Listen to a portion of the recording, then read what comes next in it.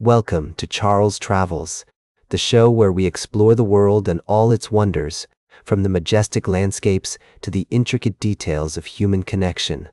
I'm your host, Charles, and I'm thrilled to have you join me on this journey today. As we travel through life, we often find ourselves in conversations that can make or break our relationships, our careers, and even our sense of self. But have you ever stopped to think about the way you communicate with others? Are you dominating the conversation, trying to be interesting instead of interested, or attached to a specific outcome? I recently came across a fascinating article that highlighted 3 conversation killers to avoid in our daily interactions. The first one is conversation domination, where we talk more than we listen, pushing our agenda without solicitation. This can be detrimental to building trusted relationships with those around us. To avoid this, we can create a personal practice to ground ourselves before every high-stakes conversation, such as taking deep breaths or using the physiological sigh technique. The second conversation killer is trying to be interesting instead of interested. We often try to make ourselves look significant instead of making the other person feel significant. But by asking conscious questions that are grounded in positive intentionality, we can show others that we're genuinely interested in what they're emotionally invested in. The third conversation killer is being attached to an outcome. When we enter a conversation with a specific result in mind, we can act inauthentically, undermining our communication. Instead, we can ask ourselves, if the first were overflowing with abundance in every area of my life, how would I behave in this moment? By removing our attachment to an outcome, we create an openness to receiving what is truly meant for us.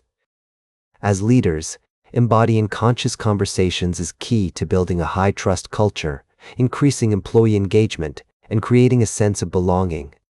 By prioritizing human connection and communication, we can solve problems, build teams, and maintain relationships in a remote-first world. As we travel through the world of conversation, let's remember that it's not just about the words we say, but about the way we say them.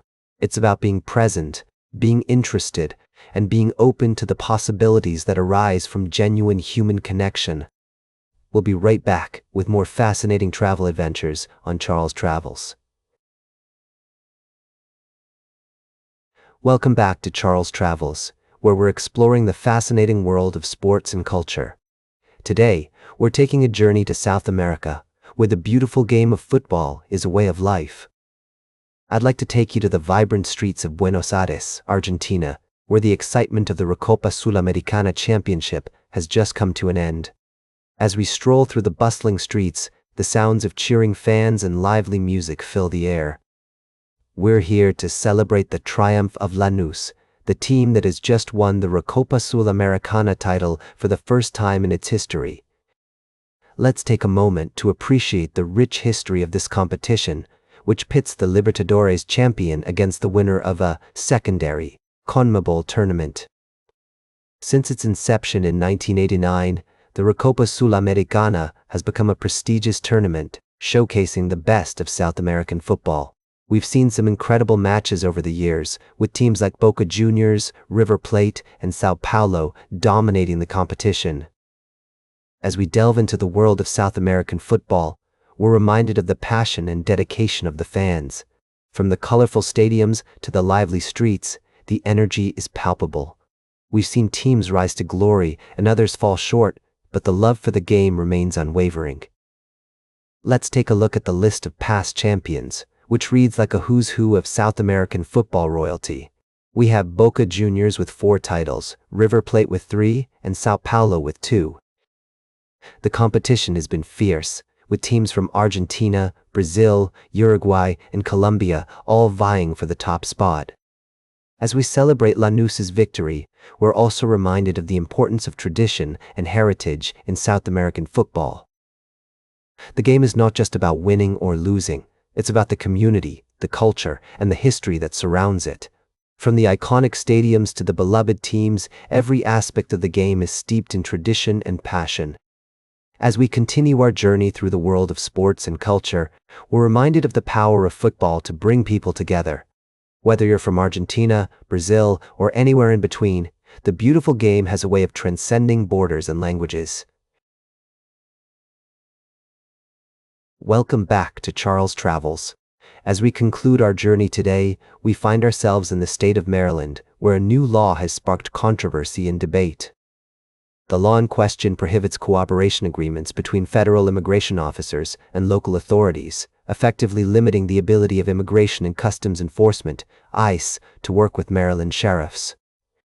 As we delve into this story, we're reminded of the complexities and challenges that come with addressing issues of immigration and public safety. On one hand, there are concerns about the potential consequences of limiting cooperation between federal and local law enforcement agencies. ICE has warned that this new law could allow criminal aliens to go unchecked, potentially putting American lives at risk. On the other hand, advocates of the law argue that it's a necessary step to protect the rights and safety of immigrant communities in Maryland. They contend that cooperation agreements between ICE and local authorities can lead to racial profiling, detention, and deportation of individuals who pose no threat to public safety. As we navigate this complex issue, we're struck by the human stories behind the headlines. We think of the families who are affected by immigration policies, the local business owners who rely on immigrant workers, and the law enforcement officers who are tasked with keeping their communities safe. In small towns across Maryland, we find a mix of opinions and perspectives on this issue. Some residents express concerns about the potential consequences of limiting cooperation between ICE and local authorities, while others see it as a necessary step to protect the rights of immigrant communities. As we travel through rural America, we're reminded of the importance of listening to diverse voices and perspectives. We're struck by the resilience and adaptability of communities that are navigating complex issues like immigration and public safety. In the end, this story serves as a reminder that the issues we face as a nation are rarely black and white. They're complex, nuanced, and multifaceted, requiring careful consideration and thoughtful dialogue. As we conclude our journey today, we're left with more questions than answers. How can we balance the need for public safety with the need to protect the rights of immigrant communities? What role should local authorities play in enforcing federal immigration laws? And how can we work towards creating a more just and equitable society for all? These are the kinds of questions that we'll continue to explore on Charles Travels as we travel through the heart of America, meeting ordinary people doing extraordinary things and sharing their stories with the world. That's all for today's Charles Travels. Remember to like, share, and subscribe, and until next time, keep on traveling.